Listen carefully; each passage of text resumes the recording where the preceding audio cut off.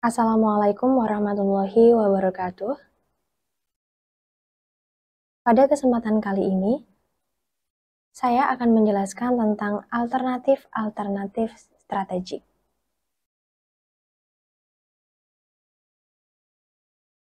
Yang pertama, ada pentingnya perumusan alternatif-alternatif. Pengembangan alternatif-alternatif berkaitan dengan usaha untuk menghasilkan beberapa alternatif. Kemudian, menilai alternatif-alternatif itu. Langkah ini sangat penting dalam proses pengambilan keputusan strategik karena merumuskan alternatif sesungguhnya. Berarti, menetapkan beberapa kemungkinan tentang tindakan yang akan ditempuh untuk mencapai tujuan dan sasaran organisasi. Seperti yang disesalkan oleh Alexander 1979, bahwa kebanyakan penelitian tentang pengambilan keputusan telah melupakan masalah-masalah yang mencakup penggarapan alternatif-alternatif. Mereka lebih cenderung pada prosedur memilih alternatif yang tersedia dengan asumsi bahwa semua alternatif telah tersedia. Walaupun para ahli teori pengambilan keputusan mengusulkan agar para pembuat keputusan mempertimbangkan semua alternatif yang mungkin, tampaknya di dalam kenyataan banyak ahli strategi yang jarang melaksanakannya. Umumnya, ini disebabkan oleh biaya dan waktu yang tidak mengizinkan. Tetapi, dalam kebanyakan situasi, beberapa alternatif harus dipertimbangkan. Dengan demikian, tersedia kemungkinan untuk membandingkan kekuatan dan kelemahan atau keuntungan dan kerugian masing-masing alternatif. Dalam mengembangkan alternatif-alternatif strategik, haruslah diperhatikan sumber daya dan kapabilitas organisasi. Ini berarti bahwa apabila sumber daya dan kapabilitas organisasi itu kecil, tidak realistik untuk mengembangkan alternatif strategik yang akan menelan biaya yang sangat besar. Selain itu, para pembuat keputusan juga harus memberi perhatian pada strategi masa lalu. Artinya, setiap pembuatan keputusan strategik perlu secara terus-menerus menilai strategi yang ada dan secara inkremental merumuskan alternatif-alternatif strategik untuk menyempurnakan strategi yang lama. Strategi lama bagaimanapun berpengaruh besar bagi strategi baru. Quinn 1984. Selanjutnya, ada jenis-jenis strategi alternatif.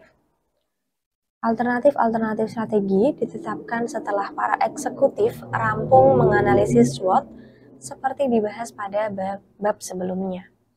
Hasil dari analisis itu mendorong CEO dan eselon atas menampilkan beberapa macam strategi yang mungkin dapat dipakai.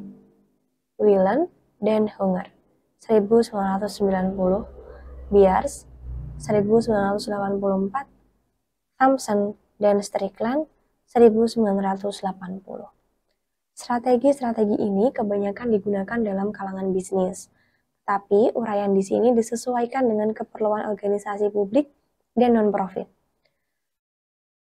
Strategi berikut ini adalah gambaran dan kemungkinan alternatif yang dipersiapkan.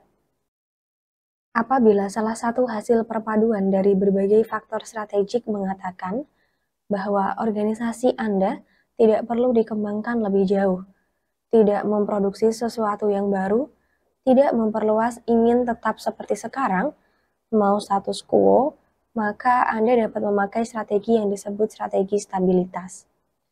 Strategi stabilitas lazim dipakai oleh organisasi yang cukup sukses dan yang beroperasi dalam kondisi lingkungan yang baik dan relatif tidak berfluktuasi. Perubahan-perubahan yang terjadi sangat kecil, tetapi lebih menyempurnakan dan mengefektifkan penampilan organisasi, tidak mengubah visi misi, tujuan, dan sasaran. Strategi pertumbuhan pada umumnya dipakai oleh CEO yang ingin maju. Bahkan dalam kondisi lingkungan yang sangat dinamis, terutama karena perkembangan yang pesat dan ilmu pengetahuan dan teknologi. Para eksekutif merasa harus menyesuaikan diri jika ingin tetap mau maju. kebanyakan organisasi publik dan non-profit yang dikendalikan oleh CEO potensial yang dinamis memakai strategi ini. Hal ini bisa dilihat pada perguruan-perguruan tinggi yang awalnya hanya memiliki 1-2 fakultas, sejumlah kecil dosen, serta fasilitas pendidikan yang sangat terbatas. Kini sudah merupakan perguruan tinggi yang besar dan mampu menempati posisi kompetitif. Banyak juga rumah sakit yang demikian, semula kecil kemudian sudah mampu bersaing. Strategi penghematan lebih merupakan kemunduran dan kegagalan daripada kemajuan. Strategi ini terpaksa ditempuh karena ada kemungkinan terdapat kesalahan pada strategi yang lalu. Ketika sasaran yang dikehendaki tidak dapat direalisasikan, bisa juga terjadi bahwa organisasi tidak pernah merumuskan visi misi, tujuan, dan sasarannya, sehingga pada saat menghadapi pengaruh lingkungan yang tidak menentu, para eksekutif tidak dapat berbuat lain kecuali mengurangi berbagai kegiatannya, melakukan reorganisasi, dan rasionalisasi. Dalam rangka penghematan itu, CEO mengarahkan perhatiannya pada peningkatan efisiensi dan konsolidasi. Selanjutnya, strategi konsentrasi pada bisnis tunggal adalah strategi yang memusatkan perhatiannya pada hanya satu jenis kegiatan, seperti PLN, PJKA, rumah sakit mata, rumah sakit jantung, rumah sakit bersalin, akademi bahasa asing, akademi komputer, rumah yatim piatu, atau rumah sakit ginjal.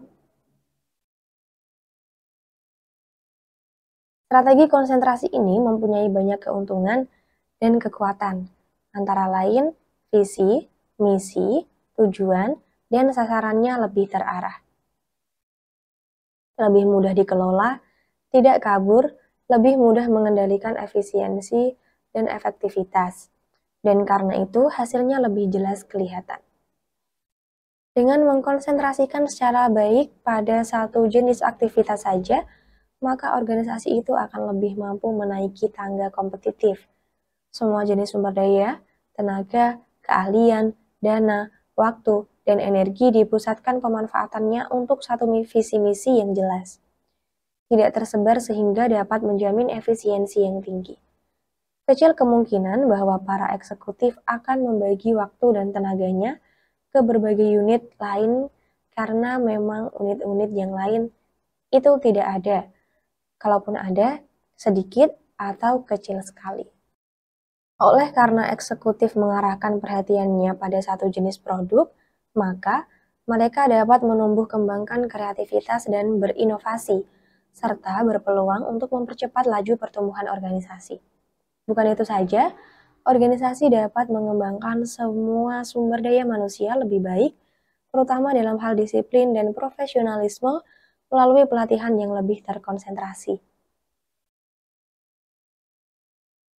Jika memang dalam hasil analisis SWOT terlihat bahwa sumber daya yang tersedia sangat terbatas, mungkin sebaiknya untuk sementara waktu memusatkan perhatian pada sasaran yang lebih terbatas. Hanya perlu diingat bahwa organisasi dengan bisnis tunggal tetap memiliki beberapa risiko, antara lain jika organisasi mengalami stagnasi, merosot, atau produk yang dijualnya tidak lagi menarik masyarakat luas, masa depannya menjadi remang-remang, sehingga sulit untuk mendapatkan keuntungan yang besar. Thomson dan Strickland, 1992. Sulit juga untuk dapat berkompetisi karena tidak bisa beralih ke sektor yang lain. Selanjutnya ada strategi akuisisi dan merger. Akuisisi terjadi apabila satu organisasi memperoleh tambahan satu atau lebih unit kerja yang semula berada di luar domain operasionalnya. Merger atau penggabungan adalah menggabungkan dua atau lebih organisasi menjadi satu. Dalam tahun 1960-an dan 1970-an, Departemen Pendidikan dan Kebudayaan banyak menggunakan strategi ini dalam mengelola perguruan tinggi. Ada perguruan tinggi yang dilebur masuk ke universitas, seperti Akademi Administrasi Negara, diintegrasikan ke universitas. Ada pula yang dipisahkan dari induk, semula masuk ke induk yang baru, seperti Fakultas Kedokteran di Makassar, dipisahkan dari Universitas Indonesia, lalu dilebur masuk ke Universitas Hasanuddin. Ada pula yang digabungkan satu dengan yang lain menjadi satu universitas yang berdiri sendiri, seperti Universitas Tadulako di Palu dan Universitas Haluleo di Kendari. Hampir setiap kali pergantian presiden terjadi penggabungan atau penghapusan unit pemerintahan, seperti nampak pada Kabinet Joko Widodo Yusuf Kala 2014. Strategi akuisisi dan merger ini biasanya ditempuh dalam rangka memudahkan dan menyederhanakan manajemen, menghemat biaya, menghilangkan program yang tumpang tindih, atau lebih mengkonsentrasikan pengembangan program-program tertentu. Istilah akuisisi dan merger biasanya digunakan silih berganti, yang lama-kelamaan dianggap menjadi sama tetapi tidak serupa. Strategi ambil alih, strategi ini pada umumnya ditempuh dalam rangka akuisisi, tetapi dengan persetujuan pemilik semula. Banyak digunakan dalam menyehatkan perusahaan negara. Pengambil alihan di sini tidak dalam artian diambil alih begitu saja, tetapi melalui perundingan dan kompensasi. Selanjutnya ada strategi nasionalisasi. Strategi ini dipakai pemerintah dalam menasionalisasi perusahaan asing, terutama yang sangat menonjol saat perjuangan merebut kembali Irian Barat masuk ke pangkuan Republik Indonesia. Pada saat itu, perusahaan asing milik Belanda yang ada di Indonesia dinasionalisasikan tanpa persetujuan pemilik semula dan tanpa kompensasi. Walaupun kemudian di antara kasus itu ada yang dibawa ke mahkamah internasional. Ini terjadi ketika perusahaan tembakau Belanda mengajukan ke mahkamah internasional karena tembakau yang dalam pelayaran dari Indonesia ke Eropa dikenakan juga nasionalisasi. Akhirnya dimenangkan oleh Indonesia. Selanjutnya, ada strategi likuidasi. Dari semua alternatif strategik, strategi likuidasilah yang paling tidak menyenangkan, karena itu berarti menghentikan semua aktivitas organisasi. Banyak organisasi non-profit yang tidak mampu melanjutkan kegiatannya, mengambil keputusan strategik, membubarkan organisasi tersebut. Di antaranya ada organisasi sepak bola seperti Makassar Utama yang hanya mampu bertahan beberapa tahun. Juga nasib Departemen Penerangan dan Departemen Sosial pada masa pemerintahan Gus Dur. Selanjutnya ada strategi kombinasi, adalah gabungan dari beberapa strategi yang telah disebutkan. Hal ini harus dilakukan dengan cermat oleh para eksekutif. Anda bisa menambahkan lagi strategi yang dianggap lebih sesuai dengan situasi dan kondisi organisasi Anda. Tetapi jangan lupa, alternatif-alternatif strategik itu baru dirumuskan sesuai bergumul dengan faktor-faktor eksternal dan dipertemukan dengan kemampuan internal. Selanjutnya ada kriteria alternatif-alternatif. Harvey 1982 sependapat bahwa alternatif-alternatif harus dievaluasi secara akurat. Ini perlu dilakukan untuk dapat menemukan strategi yang tepat. Apalagi strategi itu senantiasa harus disesuaikan dengan perubahan lingkungan. Setiap strategi yang diusulkan mempunyai keuntungan dan kerugian. Tetapi, bagaimana memilih yang tepat? Whelan dan Hunger juga Tilles tahun 1963 mencoba mengusulkan sejumlah kriteria evaluasi dalam bentuk sejumlah pertanyaan, antara lain sebagai berikut. 1. Apakah strategi itu mencakup suatu tingkat risiko yang dapat diterima? 2. Apakah strategi itu ke dalam, selalu konsisten? Artinya, apakah konsisten dengan visi misi, tujuan, sasaran, kekuatan, sumber daya, dan nilai-nilai manajemen dan karyawan? 3. Apakah strategi itu tidak bertentangan dengan strategi-strategi yang lain dalam organisasi? 4. Apakah strategi itu konsisten dengan lingkungan? 5. Apakah strategi itu sesuai dengan sumber daya yang tersedia? 6. Apakah strategi itu mempunyai jangka waktu yang sesuai? 7. Apakah strategi itu mencakup kegiatan menghasilkan produk baru untuk pemasaran baru? 8. Apakah strategi itu dapat dilaksanakan? Jawaban yang sesuai dengan kenyataan terhadap pertanyaan-pertanyaan tersebut diharapkan akan mampu menghasilkan strategi yang lebih tepat, karena tidak mungkin menampilkan strategi yang 100% tepat. Masing-masing kriteria diberi bobot sehingga jumlah seluruhnya adalah 100. Sesudah itu, masing-masing alternatif diberi nilai oleh peserta pertemuan yang khusus diundang untuk itu. Tiap peserta memberi nilai kriteria untuk setiap alternatif. Nilai yang diberikan oleh masing-masing peserta tidak boleh melampaui bobot dari masing-masing kriteria. Masing-masing alternatif hanya boleh memiliki nilai maksimum 100. Artinya, bisa kurang dari 100. Alternatif yang tertinggi nilainya itulah yang terpilih. Kriteria tersebut di atas bisa berubah sesuai keperluan dari masing-masing organisasi. Selanjutnya, kapan suatu strategi ditolak? Dalam proses penyusunan alternatif, Beer tahun 1984 merasa perlu menegaskan kapan suatu strategi ditolak. Penolakan harus dilakukan apabila tidak memenuhi syarat, tidak memenuhi kriteria. Untuk itu, diperlukan pengujian terhadap setiap alternatif dengan 4 cara yang sederhana melalui 4 tes, yaitu 1. Tes kesesuaian dengan tujuan, goal consistency test. Suatu strategi yang diusulkan harus ditolak jika ternyata di dalamnya terdapat ketidaksesuaian dengan tujuan, sasaran, dan kebijaksanaan.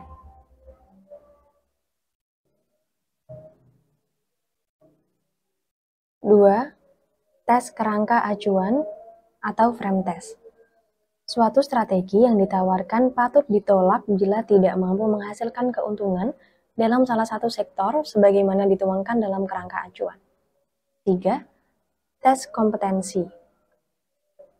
Suatu strategi yang ditampilkan harus ditolak jikalau masalah yang dimunculkannya tidak berada dalam kerangka yang dapat diselesaikan dengan keterampilan dan kompetensi organisasi yang tersedia. 4. Tes kelayakan. Strategi yang diusulkan hendaknya ditolak jika tidak layak ditinjau dari sudut sumber daya atau menurut pandangan para eksekutif tujuan yang diinginkan tidak mungkin tercapai. Serto 1986 menyimpulkan bahwa sesungguhnya ada 2 jenis alternatif yang harus dipertimbangkan pada saat hendak menyusun alternatif, yaitu apakah strategi itu dapat dilaksanakan dan apakah strategi itu mampu menyelesaikan masalah yang dihadapi. Suatu strategi yang tidak dapat dilaksanakan harus dikeluarkan dari daftar alternatif. Jangan sampai strategi itu menimbulkan permasalahan baru atau menambah kemelut baru sehingga makin melemahkan posisi organisasi. Setelah strategi-strategi itu dirumuskan, maka alternatif dapat disusun dengan urutan-urutan mulai dari yang paling banyak memberikan prospek keuntungan pada organisasi, paling kurang risikonya, sampai yang paling sedikit memberi keuntungan atau yang paling banyak risikonya. Selanjutnya, yaitu rintangan dalam mengembangkan pilihan. Memilih alternatif strategik tidaklah mudah karena ada yang tidak dapat dielakkan. Mungkin kita menganggap bahwa satu alternatif tertentu tepat untuk dipilih sebab akan mempercepat pertumbuhan organisasi. Namun, hal itu dibatasi oleh kebijakan organisasi. Kadang-kadang, kebijakan organisasi mencegah atau melarang eksekutif mengambil satu alternatif tertentu. Mungkin juga larangan itu berasal dari pemerintah atau dari organisasi induk Anda yang mungkin letaknya jauh dari lokasi kantor Anda.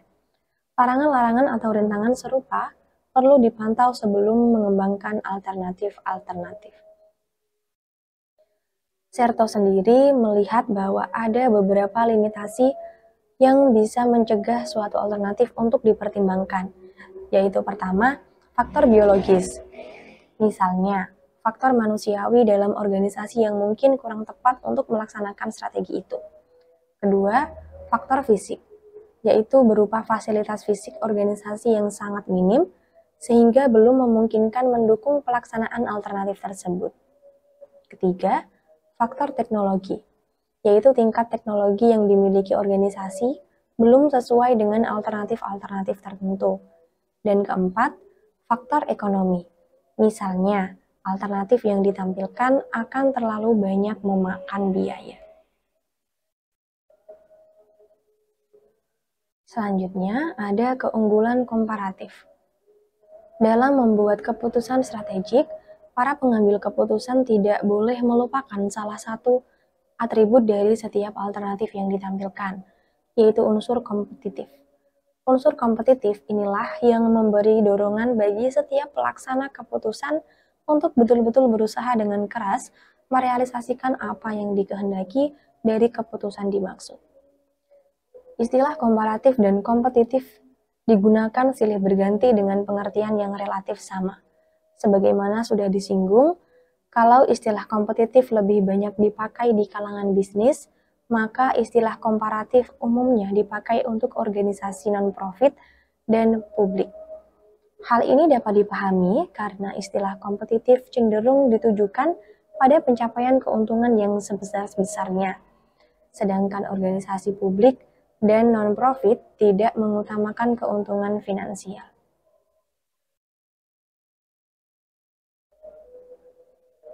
Apabila di sana-sini digunakan istilah kompetitif, maka hendaknya diartikan sebagaimana lazimnya dipakai dalam dunia olahraga, yaitu keuntungan yang diperoleh dari hasil bertanding dengan orang lain. Jadi, berkompetisi tidak semata-mata untuk mendapatkan keuntungan finansial, tetapi juga untuk memperoleh nama baik, yaitu keuntungan kualitatif, sehingga menimbulkan kepercayaan dan kecintaan dari masyarakat. Suatu organisasi disebut memperoleh keunggulan komparatif apabila ia mendapatkan keuntungan dari pihak lawan dalam merangkul konsumen dan dalam mempertahankan diri terhadap kekuatan-kekuatan pesaing dari luar. Dalam dunia pendidikan dasar dan menengah, sering digunakan istilah sekolah favorit, yaitu sekolah yang paling disenangi masyarakat karena kualitas pendidikannya dapat memenuhi keinginan masyarakat. Dengan mempertahankan kualitas yang baik itu, ia bisa bertahan dalam arena kompetisi dengan sekolah lain. Dimensi kompetitif dengan demikian merupakan karakteristik dari setiap CEO, juga setiap organisasi. Hanya dengan semangat kompetitif, seorang CEO dapat membangun organisasinya. Dengan semangat kompetitif, seorang kepala sekolah dapat memperbaiki mutu sekolahnya. Dengan semangat kompetitif, kepala rumah sakit dapat meningkatkan mutu pelayanannya, dan seterusnya. Semangat kompetitif tidak boleh menyebabkan timbulnya kecemburuan selama semua pihak memperoleh peluang yang sama dan yang dijamin peraturan perundang-undangan. Selanjutnya yaitu menilai kondisi kompetitif. Suatu organisasi dikatakan berada dalam suasana kompetitif apabila ia mengetahui dengan siapa ia berkompetisi, mempunyai pemahaman dan pengetahuan tentang visi, misi, tujuan, sasaran, dan sumber daya, serta apa yang diperbuat oleh kompetitor tersebut. Evaluasi terhadap suasana kompetitif dapat dilakukan dengan mengajukan beberapa pertanyaan sebagai berikut. Hatton dan Hatton 1988. 1. Siapakah kompetitor kita sekarang? Apakah tujuan dan sasarannya? 2. Kekuatan apakah yang kita miliki dibanding kekuatannya? 3. Siapakah kompetitor potensial lainnya? 4. Apakah kompetitor potensial itu tertarik untuk memasuki bisnis serupa dengan yang sedang kita jalankan? 5. Cukup kuatkah kita untuk mencegah kompetitor potensial itu memasuki arena? 6. Bagaimana menggunakan kekuatan kita untuk meningkatkan kepercayaan masyarakat atau untuk meningkatkan pendapatan? 7. Apakah kelemahan utama kita yang mudah dijadikan sasaran dari pihak kompetitor? Menurut Robert 1988, sebenarnya kita tidak dapat lagi bertahan pada prinsip kompetitor tradisional karena perubahan-perubahan yang tidak menentu yang sering terjadi dalam lingkungan. Dengan demikian, kompetitor Anda ialah setiap organisasi, setiap gerakan yang ingin mengambil alih posisi Anda, yang ingin mengambil alih sumber keuangan Anda, yang ingin memperkecil pendapatan Anda, yang mampu memberikan pelayanan yang lebih baik, dan seterusnya. Selanjutnya ada sumber-sumber keunggulan komparatif. Sumber dari keunggulan komparatif itu antara lain menghasilkan produk yang bermutu tinggi, seperti menghasilkan anak didik atau alumni yang berbobot dalam banyak hal. Memberikan pelayanan jasa yang superior terhadap konsumen, dapat melakukan penghematan yang lebih besar dibandingkan organisasi saingannya, dan mampu mempertahankan kualitas produk dan kualitas pelayanan dalam jangka waktu lama, sehingga biaya yang dikeluarkan konsumen dirasakan manfaatnya. Agar dapat berhasil menciptakan situasi keunggulan komparatif, organisasi tersebut hendaknya mencoba memberikan apa yang dianggap bernilai superior oleh konsumen, yaitu apa yang dianggap produk yang lebih baik tetapi dengan harga atau biaya yang pantas. Thomson dan Strickland 1992. Tampilkan nilai superior bagi wisatawan, tampilkan nilai superior kepada anak didik dan kepada orang tua mereka. Tampilkan nilai superior kepada pasien, tampilkan nilai superior kepada mereka yang memohon perizinan, paspor, kartu-kartu pengenal, kepada pendengar radio, pemirsa TV, pecinta museum dan sanggar seni, masyarakat pecinta olahraga, pemakai jalan raya, pengemudi kendaraan, dan sebagainya.